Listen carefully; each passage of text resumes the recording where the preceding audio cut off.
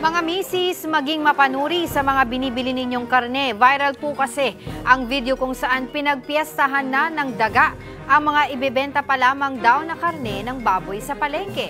Para bigyan ng mukha ang balita, Mobile Journal, Yeda Pascual.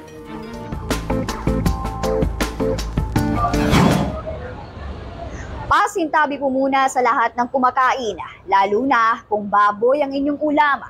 Dahil baka bumaliktad po ang inyong sikmura sa video na inyong mahapanood.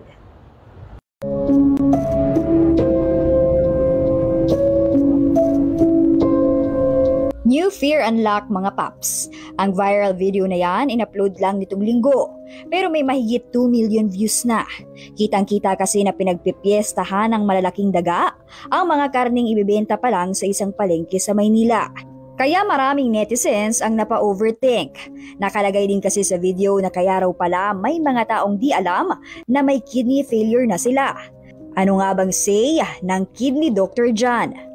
Yun yung nakita po natin sa viral video, although possible naman po talaga na magsisimula po muna yung sakit sa leptospirosis, tapos magkakaroon po ng komplikasyon na acute renal failure.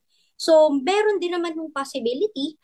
Paglilinaw ni Doc, hindi naman agad magkakaroon ng kidney failure, pero mas malaki ang tsansa na magkaroon ng gastrointestinal problem, kung saan makakaranas ng pagsakit ng tiyan, pagtatae at pagsusuka. Kaya dapat maging mapanuri sa karneng bibilhin sa palengke. Dapat walang amoy, matibay ang hibla at taba, malinis ang balat, hindi madulas, at higit sa lahat, ugaliin hanapin ang Meat Inspection Certificate o MIC, patunay na dumaan sa masusing inspeksyon ng kinatay na karne, at pumasa sa hygienic requirements para sa ligtas na pagkonsumo. Ang video kuha raw sa palengke sa Paco, Maynila, pero mariing pinabulaanan ng Manila City Hall na hindi ito sa Paco Market. Mga paps, maging mapagmatsyag sa bibilhing karne. Siguraduhin na dumaan sa ligtas, malinis at tamang proseso. Dahil sa huli, kaligtasan at kalusugan ng pamilya natin ang nakasalalay rito. Mobile Journal, Yeda Pascual po. Hadid, ang mukha ng balita.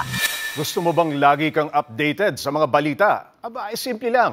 Mag-subscribe ka na dito sa 1PH. I-click mo lang ang subscribe button at notification bell para hindi ka nahuhuli sa mga balitang dapat mong malaman.